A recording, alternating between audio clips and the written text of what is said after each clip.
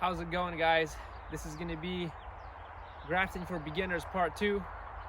In this video I'll show you how this tree was grafted about 4 years ago. It's now producing. It's been producing for the past 2 years. It's full of fruiting spurs now. I'm expecting a pretty heavy harvest on this tree. So the graft was done right down here. Notice this tree has 2 trunks.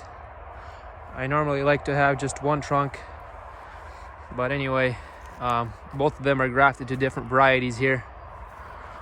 The one I will be showing in the video that I did is this one. You can see it pretty much healed all the way around here. So now I will be taking this side out.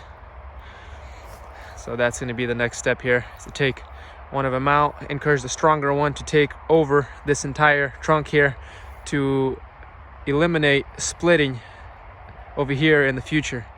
Once the fruit gets heavy, if this doesn't grow all the way around the trunk, it has nothing to grab onto, so it can always fall away. And I can show you examples of this that's happened on to other apple trees where the graft just fell off from the fruit load. And it also has to do with how big a diameter you graft onto. So kind of like what happened here, this apple was heavy with fruit and the graft just broke off, just peeled right off from the graft. It was sitting on the tree like this graft here. Notice the graft took, but if it doesn't have a chance to grow all the way around the tree like this, you risk it just peeling away like this and like this, just peeling away from the trunk of the tree. So that's what you risk if you graft to a tree diameter that's too large. I wouldn't encourage anybody to graft anything larger than 2 inches in diameter using the bark graft. If you have a larger tree, just move up the tree, move up to higher limbs that are 1 inch, 1.5 inches in diameter are fine. Anything thicker, you risk it not healing in time to create a durable graft. От Колькін відрубав дерево. This is how you graft a tree. Coming over. Cut the tips off because they get old.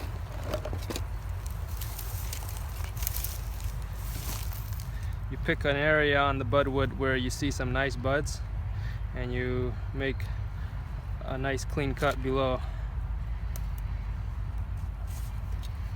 Sometimes it takes a few, but the last cut you want to be one clean cut, straight.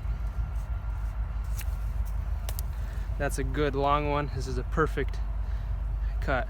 And then sometimes I go on the other side just to sharpen it up so it slides in nicer. And then you want to leave a bud. You want to leave one or 2 buds above the cut. I'm going to cut right above an outward facing bud. I want the tree to grow wide, not tall. I'm going to cut a slit in the bark here, and I'm going to open a flap and put this thing in there.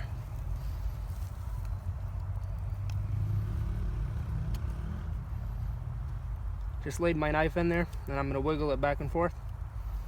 Open a flap. The time of year when you're doing this is crucial. If you don't do this at the right time, it won't work.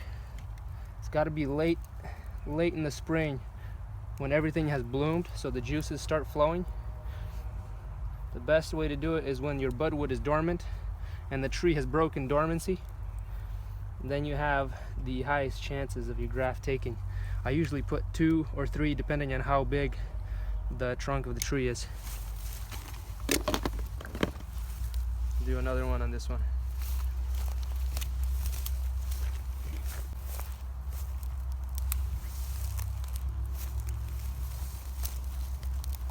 That's a good enough cut right there. 1 slice. And there's a little bud right there. I'm going to get rid of it just so it doesn't get stuck. Sometimes you can leave 3 buds.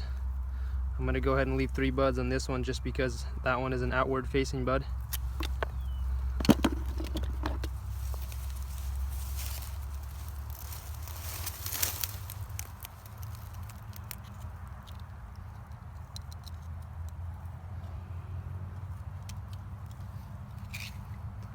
The cut portion is facing the tree. And I've seen people cut it on both sides. It doesn't really matter, but this is probably the best way to do it. And the idea here is to work as quick as you can. The quicker the surgery, the faster the recovery in most situations. Give it the highest chances.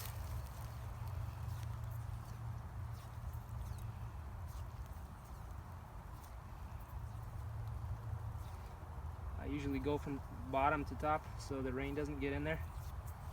I've seen people do it from top to bottom. It doesn't really matter that much.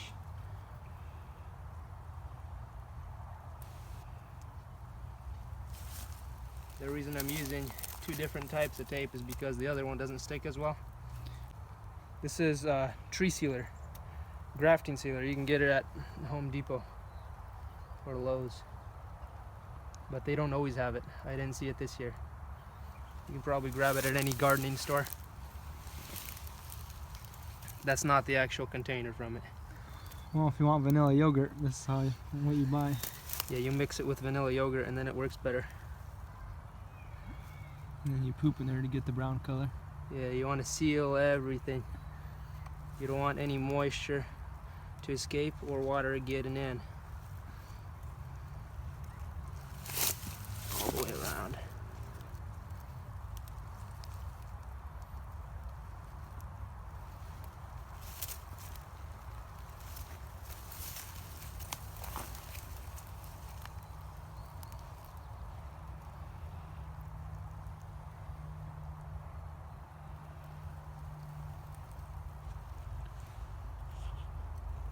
That should do it. Yeah, that's the finished product. That concludes the operation.